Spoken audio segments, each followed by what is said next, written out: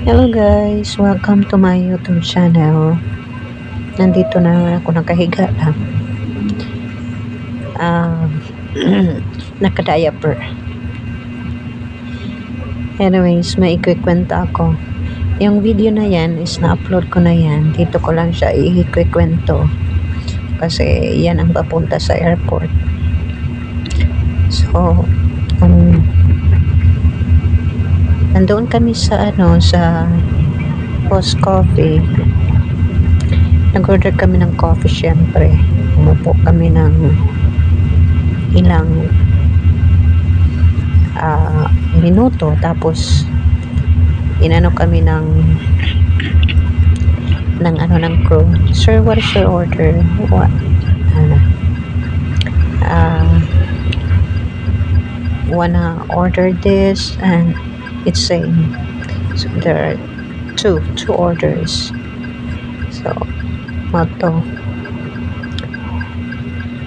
syempre siya yung nagbayad, sa kanya yung pangalan, siya naman din ang tinanong. Sabi ng crew, what is your name, sir? David. Okay, David. Akala namin David ang kanyang pagkakarinig, so nag-expect kami. So dumaan po ang mga ilang minuto, magta 30 minutes ata, wala pa rin dumarating. Wala pa rin dumarating na kasi yung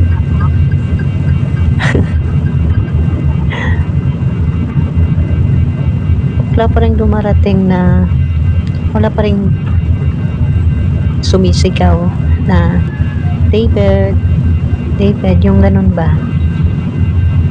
Kasi mag-aano yan sila. So nilapitan namin. Sabi ni David, bakit wala pa yung order? Saan na daw yung order namin? With pa yung parang in a good manner. Sabi ng crew, wala pa ba, sir? Wala. Ano nga palang pangalan niyo, sir? David. Ay, sus. Ito, sir, matagal na to kanina pa to. Buti na lang hindi ang crew isa ang pumarap sa amin, hindi yung nag-punch in, kasi talaga may sulto dyan ako. Pungol, bingi ka ba? Dalawang beses sinabi niya. Siguro hindi din naintindihan kasi the way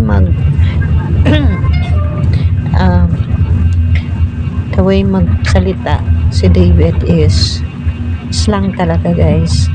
Kaya sabi niya, try to negotiate. So ako nang nagipag-usap sa kanila at nag-asking po ako ng tinawag ko muna yung crew.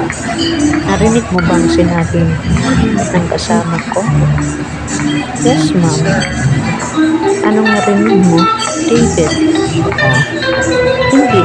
Hindi siya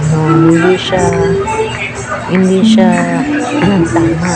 Kaya pala marami ka nang tinawag kanina, tapos hindi yan na-claim. Sabi ko sa kanya, hindi naman talaga yan maki-claim kasi David ang pangalan eh. Siguro natawag ang pangalan namin, pero hindi man tama, hindi sumagot. Anyways, sabi niya kasi, ito kunin nyo na, hindi yan kukunin niya kasi hindi niya pangalan, at saka malamig na yan. So na lang. So yun, mga isang minuto or dalawa, inatid yung ano namin doon. So, anyways, lesson learned. Kasi bingi, pero may mga ano kasi din, kahit ako guys, sometimes pinapaulit ko sa kanya, anong sinabi mo? What did you say? Anong sinabi mo?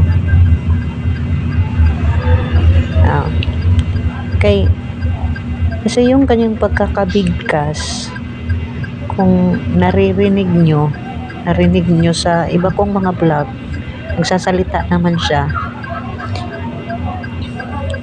ano talaga, as in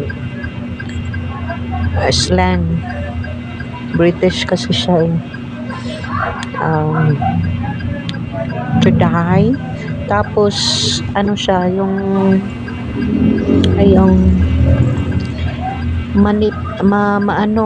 mahinhin, medyo mahina yung pagkakasabi. So kung ikaw ay hindi kung ikaw ay hindi yung mabilis ang pick up, wala talagang mangyayari, hindi kayo magkakaintindihan. Sabi ko sa kanya, the next time mag-order ka, you need to make sure that you speak well, you speak slowly, clearly, and if possible, loud. Okay?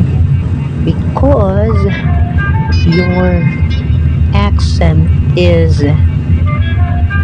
British. So some of the words, I can understand some of them, but